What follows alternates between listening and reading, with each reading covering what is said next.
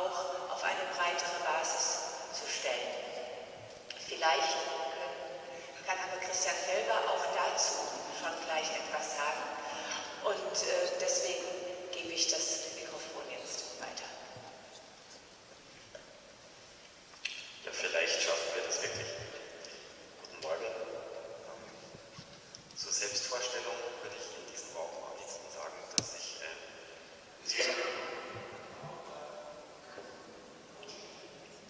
lauter und näher.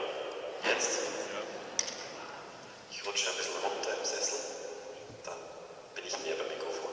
Zur Selbstvorstellung würde ich heute am liebsten sagen, dass ich mich als zutiefst politischen Menschen betrachte, aber keiner Partei angehöre, und dass ich mich als zutiefst spirituellen Menschen betrachte, aber keiner Religionsgemeinschaft angehöre. So sehr ich diese auch schätze, Religionsgemeinschaften sind für mich wie Brunnen an unterschiedlichen Orten der Erde, einer kunstvoller als der andere, aber die Quelle und die Essenz ist die gemeinsame und die gleiche. Das hat Ulrich Duchows schon sehr schön zitiert. Ich glaube, das war ein thailändischer Theologe, den du zitiert hast. Und so empfinde ich das auch. Mit dem Verhältnis von Parteien und Politik ist es nicht ganz so. Ich empfinde Parteien eher als Stacheldrahtzäune auf dem Weg zur Demokratie. Und werde dazu auch noch ein bisschen was ausarbeiten in den nächsten Jahren bis zum 100. Geburtstag der ersten demokratischen Verfassung in Deutschland, werde ich da einen Text vorlegen und lade auch ein zum Mitverfassen dieser ersten demokratischen Verfassung für Deutschland und auch für Österreich. Wir sind da ziemlich gleich auf, was die Zeit betrifft. Ich möchte noch ein Bild ergänzen, das ich in letzter Zeit hatte, nämlich, dass das Universum eine Anordnung von Möglichkeiten ist. Und in dieser Anordnung von Möglichkeiten gibt es zum einen verschiedene Gottheiten, und unsere heiligsten Werte sind Gottheiten von der Würde über die Gerechtigkeit, Solidarität, die Nachhaltigkeit, und die höchste Gottheit ist die Gottheit des Gemeinwohls, und gleichzeitig schwirren da aber auch Götzen herum, jede Menge, und zu diesen Götzen zählt das Kapital oder die Konkurrenz oder die Selbstsucht. Und ja, wir haben eben die Freiheit, uns so oder so zu orientieren in diesem Universum und die eine oder andere Gottheit oder Götze anzubieten. Das nur als Bild zu meiner Selbstvorstellung. Da möchte ich aber jetzt direkt anknüpfend an Ulrich Duchow einsteigen in meinen inhaltlichen Beitrag. Wie könnte die Alternative aussehen? Was wären grundlegende Beiträge einer Manna-Ordnung? Eine Manna-Ordnung als eine Wirtschaftsordnung, die allen Kreaturen genug zum Leben anbietet. Und mein Beitrag dazu ist die einfache Frage nach den Werten und Zielen dieser neuen Wirtschaftsordnung. Und die gute Nachricht, die ich überbringe, ist, dass diese Frage durch so gut wie alle Verfassungen demokratischer Staaten bereits beantwortet ist, allerdings nicht in der rechtskräftigen Wirtschaftsordnung ihren Niederschlag findet.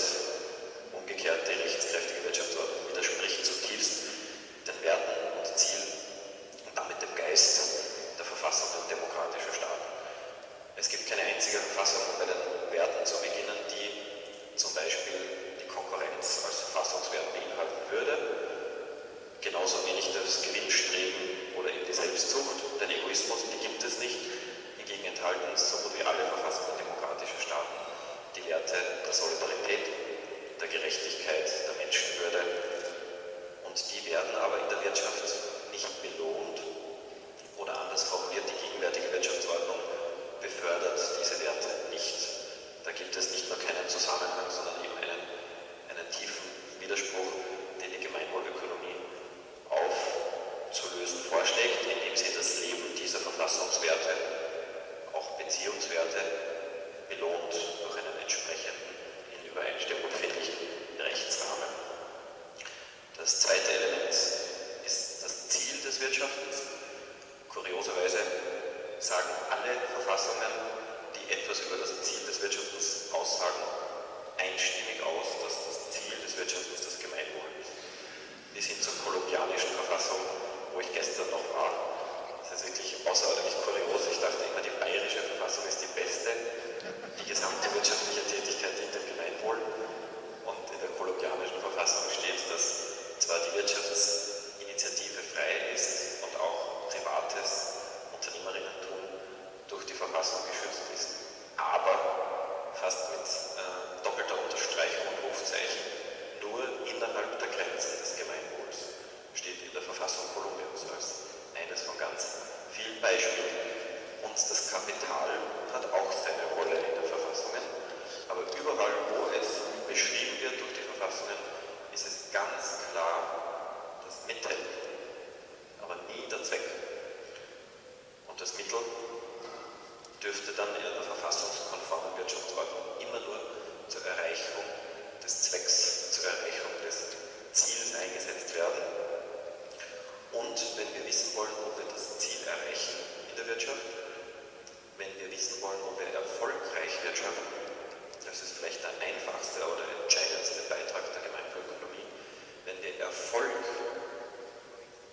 messen wollen in der Wirtschaft, dann können wir den nicht entlang der Akkumulation der Mittel messen. Das wäre ein Methodenfehler. Den Erfolg muss man immer, egal in welchem Projekt, entlang der Zielerreichung messen. Und wenn aber die Verfassungen einstimmig aussagen, dass das Ziel des Wirtschaftens das Gemeinwohl ist, dann müssten wir eben an erster Stelle die wirtschaftliche Erfolgsmessung an diesem verfassungsmäßigen Ziel des Wirtschaftens ausrichten. Auf 3 Ebenen. Auf der Ebene der Volkswirtschaft, auf der Ebene der Betriebswirtschaft des einzelnen Unternehmens und auf der Ebene der einzelnen Investition oder des einzelnen Kredites. Und dafür schlagen wir anstelle des Bruttoinlandsprodukts, der Finanzbilanz und der Investitionsprüfung das Gemeinwohlprodukt, die Gemeinwohlbilanz und die Gemeinwohlprüfung vor, um zu wissen, ob eine Volkswirtschaft sich ihren Zielen annähert, ob ein Unternehmen dem verfassungsmäßigen Wirtschaftsziel dient und die entsprechenden Werte einhält und um zu wissen, ob eine Investition, und das darf dann schon auch eine Finanzinvestition sein, aber wir wollen eben wissen, ob sie zum Ziel des Wirtschaftens beiträgt und mit den Werten der Verfassung im Einklang ist. Und um vielleicht nur neugierig darauf zu machen, ich habe auch einen Workshop am Nachmittag und Sie beginnen bereits nicht ganz nett anzublicken von der Seite. Das Gemeinwohlprodukt würde die vielleicht 10 oder 20 relevantesten Zutaten von Lebensqualität beinhalten, die in basisdemokratischen Prozessen ermittelt werden könnten, von Gesundheit über die Deckung aller Grundbedürfnisse, immaterielle Werte wie Beziehungsqualität, Vertrauenssicherheit, Mitbestimmung, Geschlechtergerechtigkeit und Friede. Das, denke ich, wäre weltweit fast identisch bis ganz identisch. Und das kann man aber auch direkt messen, anstatt aus einem steigenden Bruttoinlandsprodukt versuchen, etwas mit Gewalt herauszulesen, was das Bruttoinlandsprodukt nie und nimmer aussagen kann.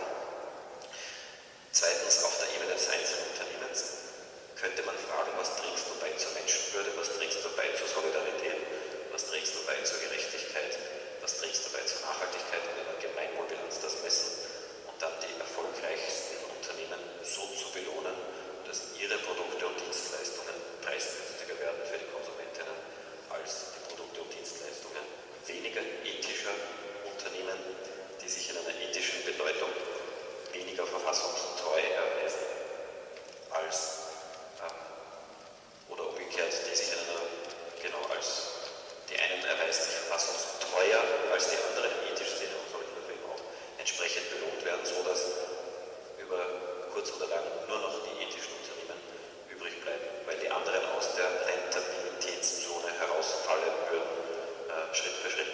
Und drittens und letztens das Gleiche bei jeder einzelnen Investitionsentscheidung. Derzeit sind die Banken gesetzlich verpflichtet, jeden Kredit auf seine finanzielle Bonität, da versteckt sich eine wunderbare Wertprüfung. Die Gutheit, die Güte jedes Kredits muss vom Gesetz her gemessen werden. Allerdings werden dann rein finanzielle Kriterien abgefragt und die Verfassungswerte oder der Beitrag zum Ziel des Wirtschaftens, den interessiert keine Bank der Welt, bis auf eine Handvoll Ethikbanken von der GLS Bank über die Triodos Bank bis zur Banca Etica und eine solche ethische Kreditprüfung, die eben auch fragt, trägst du